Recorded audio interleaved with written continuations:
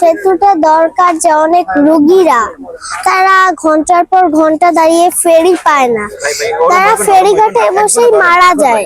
আমি আশা করছি যে এই সেতুটি আপনারা বাস্তবায়ন দেখতে চলেছেন। আপনাদেরকে আবারও বলি, মাননীয় প্রধানমন্ত্রী জনাব তারেক রহমানের পক্ষ থেকে আবিরাকে শুভেচ্ছা, আপনাদেরকে ধন্যবাদ।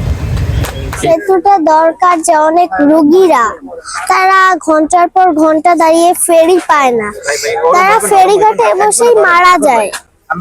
কিন্তু আবার অনেকে আছে ছাত্রছাত্রীরা দুমকি থেকে এসে বগা কলেজে পড়ে, তারা ফেরি পায় না, তারা নৌকায় ওঠে। আবার অনেকে নৌকা অনেক সময় ডুবে যায়, তারা আবার অনেকে মারাও যায়, আবার অনেকে আহতও হয়।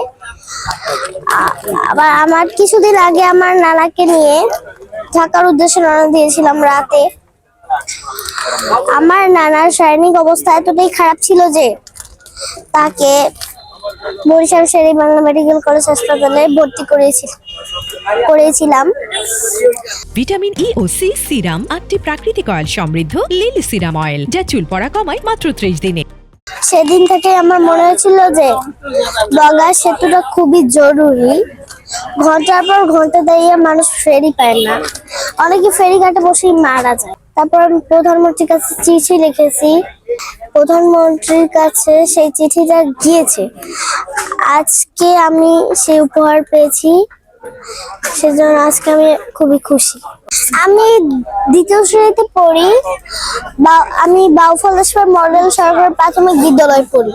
ফুল উদ্যোগটা আমার ছেলে, সে একজন স্পেশাল চাইল্ড, তার হাতের লেখা ছোলো এবং একটু খারাপ, যার কারণে সে কিছুদূর লেখে, এরপর ওকে বলছে তুমি একটু লেখো। দুই ভাই বোন মিলে এটা লেখছে।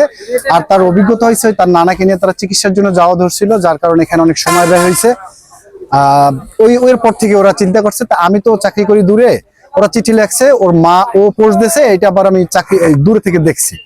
তো যাই হোক, আলটিমেটলি এখন চিঠিটা প্রধানমন্ত্রীর দৃষ্টিগোচর হয়েছে, এখন ব্রিজ হবে, এটাই আমরা খুশি, এবং দ্রুত আমাদের ব্রিজ হোক, আমরা এটা চাই আসলে। এই সেতুটি দীর্ঘদিন স্থবির অবস্থায় ছিল, কোনো অগ্রগতি নাই, বাস্তবায়নের কোনো চেষ্টা নাই, জনদুর্ভোগ সৃষ্টি করছে।